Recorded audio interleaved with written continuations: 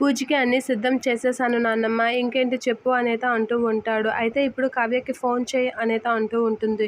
ఏంటి ఏం మాట్లాడుతున్నావు? కావ్యకా? నేనెందుకు చేయాలి అని అంటే, అన్నీ పూజ చేస్తావు కానీ పూజ కోసం కావ్యని పిలవేంట్రా అని చెప్పేసి అంటూ ఉంటుంది. ఇక రుద్రాని అయితే అలా చూస్తూ ఉంటుంది. ఇంత చేసి పెళ్ళైన తర్వాత భార్య ఉన్నా సరే, భార్య ఉన్నప్పుడు ఒంటరిగా పూజ చేయకూడదు, అది అరిష్టం అనైతే చెప్తూ ఉంటుంది. ఆ మాటలకి రాజు షాక్ అవుతూ ఉంటాడు. ఇక అపర్ణ అయితే వీడి తిక్క బాగా కుదిరింది అనైతే చూస్తూ ఉంటుంది.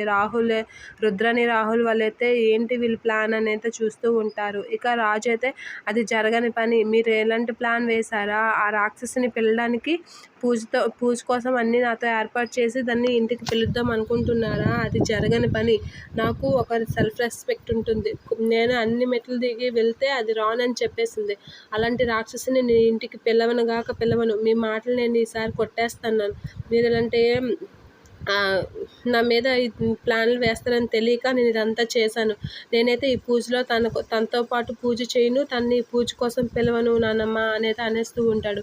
ఏంటి రాజ్ అంటే, పోనీలేరా పిలవద్దు, ఫోన్ చేయు, నేను కారు అవన్నీ పంపిస్తాను అని సుభాష్ అంటే, లేదు నేను ఏది చేయను, అసలు దాన్ని నేను పిలవను అంటే, పూజ కోసం అన్నీ చేసినప్పుడు భార్యను కూడా పిలవాలి కదా, పిలు రాజు అని అపర్ణ అంటూ ఉంటుంది. అయినా పిలవను అని రాజు అనేస్తూ ఉంటాడు.